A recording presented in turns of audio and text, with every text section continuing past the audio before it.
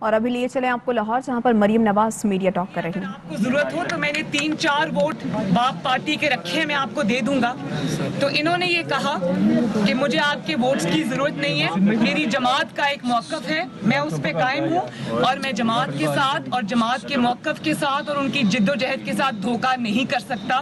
P D M کے فیصلے کے ساتھ میں دھوکہ نہیں کر سکتا۔ اور پہلی دفعہ میں نے یہ دیکھا پاکستان کی 73 سال کی ہسٹری میں اور دنیا میں شاید یہ پہلی مثال ہے کہ لیڈر آف دی اپوزیشن جو ہے وہ حکومتی ارکان جو ہیں وہ اس کو الیکٹ کر رہے ہیں، بلکہ سلیکٹ کر رہے ہیں۔ کبھی دیکھا لیڈر آف دی اپوزیشن کے لیے تو اپوزیشن اپنا کاغذات جمع کراتی ہے نا، اپوزیشن ووٹ کرتی ہے، اپوزیشن اپنے جمع کراتی ہے۔ تو اپوزیشن تو پاکستان مسلم لیگ نون ہے اور جے یو آئی ایف ہے، باقی جماعتیں ہیں، انہوں نے تو مسلم لیگ نون کے لیے ووٹ کیا جیسا کہ پی ڈی ایم میں ڈیسائیڈ ہوا تھا۔ تو یہ پہلی دفعہ دیکھا ہے کہ لیڈر آف دی اپوزیشن جو ہے وہ حکومتی ارکان، سرکاری ارکان سے مل کے بن رہا ہے، اور پھر باپ کے ارکان، یعنی کہ کچھ تھوڑا سا فساد ہوتا آپ نے باپ کے ارکان سے، اور سب جانتے ہیں کہ باپ اپنے باپ کے کہنے میں کسی کو کے بغیر کسی کو ووٹ نہیں کرتا۔ باپ کا جب حکم ہوتا ہے تو وہ حکومتی بینچز کے اوپر جا کے بیٹھ جاتے ہیں، باپ کا جب حکم ہوتا ہے تو وہ اپوزیشن بینچز پہ آ کے بیٹھ جاتے ہیں یا انڈیپینڈنٹ ہو جاتے ہیں۔ تو اگر آپ یہ سمجھتے ہیں کہ عوام کو، پلیز ایک سیکنڈ جی، میں ڈسٹرب ہو رہی ہوں آپ کے، اور اگر آپ یہ سمجھتے ہیں کہ عوام کو سمجھ نہیں آ رہا اور آپ یہ کہہ دیں گے کہ وہ انڈیپینڈنٹ ہیں، تو آپ میرا خیال ہے کہ اپنے آپ کو شاید دھوکہ دے رہے ہو، عوام کو آپ دھوکہ نہیں دے سکتے۔ اگر آپ نے تابعداری کرنی ہے، اگر آپ نے سلیکٹ ہونا ہے، تو پھر آپ کو عمران خان کی پیروی کرنی چاہیے، جو بہت ڈٹائی سے اور بہت یعنی کہ پوری ایکسپوز ہو کر وہ تابعداری کرتا ہے اور باپ کے احکامات مانتا ہے۔ پھر آدھا تیتر اور آدھا بٹیر اور کبھی اپوزیشن کبھی حکومت، یہ نہیں ہو سکتا۔ کھل کے آپ کو اس کو اون کرنا چاہیے کہ آپ نے باپ کے احکامات۔ لاہور میں مریم نواز میڈیا ٹاک کر رہی تھیں۔ انہوں نے کہا کہ بہت افسوس ہے کہ ایک چھوٹے عہدے کے لیے جمہوریت کو نقصان پہنچایا گیا ہے۔ اعتماد نہیں رہتا جب آپ یہ سمجھتے ہیں کہ سوائے سلیکٹ ہونے کے اب آپ کے پاس کوئی راستہ نہیں ہے، تو اس کا مطلب ہے کہ آپ اپنی عوامی قوت، ووٹ کی قوت آپ کھو چکے ہیں۔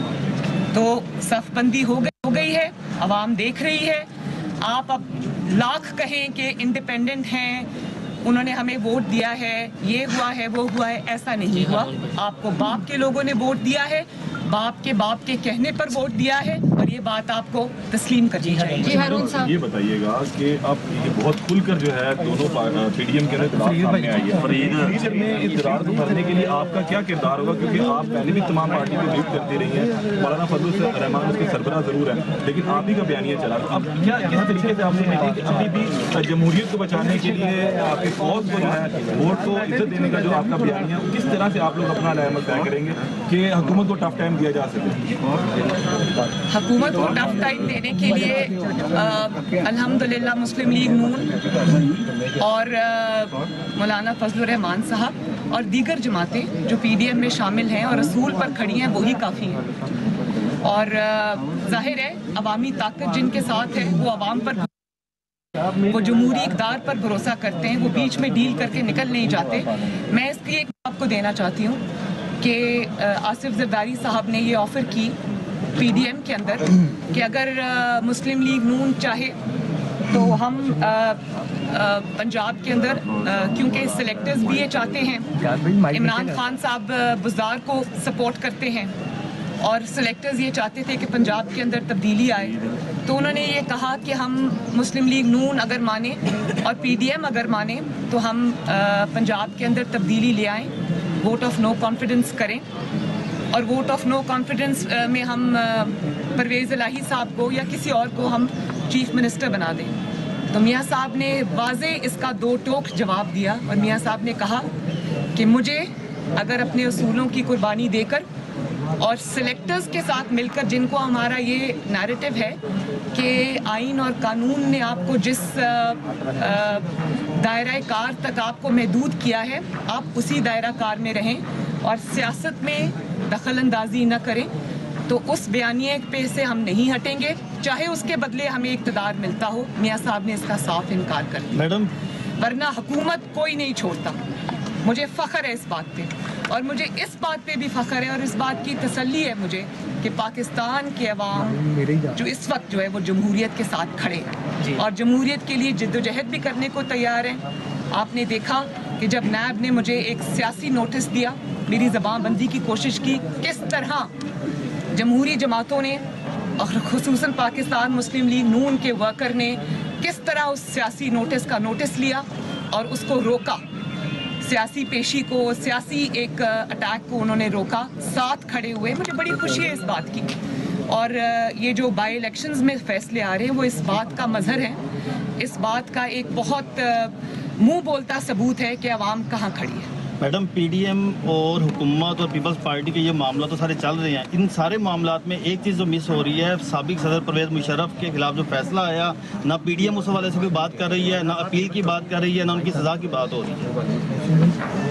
क्या फैसला, क्या आप कह रहे हैं? जब इस्लामाबाद हाई कोर्ट जो स्पेशल कोर्ट थी जिन्होंने साबिक सदर परवेज़ मुशर्रफ को सज़ाए मौत का फैसला सुनाया था, उस हवाले से सुप्रीम कोर्ट में मामला भी पेंडिंग है, उस पर कोई बात नहीं कर रहा साबिक सदर परवेज़ मुशर्रफ। मैं एक सेकंड प्लीज, मैं देखें, मैं एक बात समझती हूँ कि परवेज़ मुशर्रफ साहब अब क्या होता है क्या नहीं होता वो निशाने इबरत पूरी दुनिया के सामने बन चुके हैं।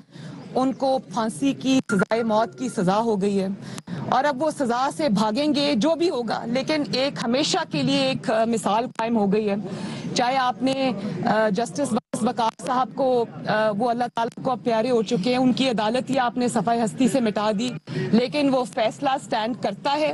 वो परवेज़ मुशर्रफ के खिलाफ फैसला नहीं है, वो हर माजी में उस शख्स के खिलाफ फैसला है जिसने जमहूरियत पे शब खून मारने की कोशिश की, जिसने वोट की ताकत को कुचलने की कोशिश की पांव तले, और आने वाले भी जो इस तरह के इरादे रखते हैं उनके लिए भी ये एक बहुत बड़ी डेटरेंस है। मैडम, अब कोई उसको आगे लेके बढ़े या ना बढ़े, फैसला हो चुका है। अच्छा मैडम, आपको लगता है कि बाप जो है वो एक ज़िम्मेदारी सब पे बारी पे बाप बारी हो चुका है? जाहिर है ये जानती है, तो आज मैं भी अपने असूल कुर्बान कर दूं, मियाँ साहब भी अपने असूल कुर्बान कर दें, तो हम तो पूरे पाकिस्तान पे भारी हो सकते हैं भाई। ये तो कोई ऐसी बात नहीं है। ये तो मेरा ख्याल है कि बहुत शर्मिंदगी का मकाम है जिस पे भारी होना क्या, ये तो दिल पर पत्थर एक आ गया जैसे।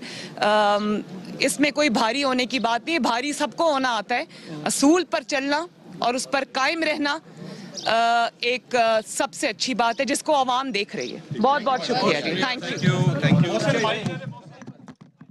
गुफ्तगू कर रही थी मीडिया से और वो ये कहती हैं कि बहुत अफसोस है कि एक छोटे से ओहदे के लिए जमहूरियत को नुकसान पहुंचाया गया और आवाम देख रहे हैं कि कौन किसके साथ है। खुशी है कि सफ़बंदी हो गई है, वाज़ेह लकीर हो गई है। एक तरफ लोग आइन और कानून के लिए जद्दोजहद कर रहे हैं, दूसरी तरफ लोग छोटे छोटे फ़ायदे के लिए बयानिए को रौंद रहे हैं। मेरा बयानिया पूरी कौम के सामने है। उन्होंने कहा कि पहली बार देखा कि अपोजिशन लीडर को हुकूमती अरकान मुंतखब कर रहे हैं। अपोजिशन तो नून लीग, JUI और दीगर जमातें हैं। पहली बार देखा कि अपोजिशन लीडर को बाप ने वोट दिया। बाप अपने बाप के कहे बगैर किसी को वोट नहीं देता।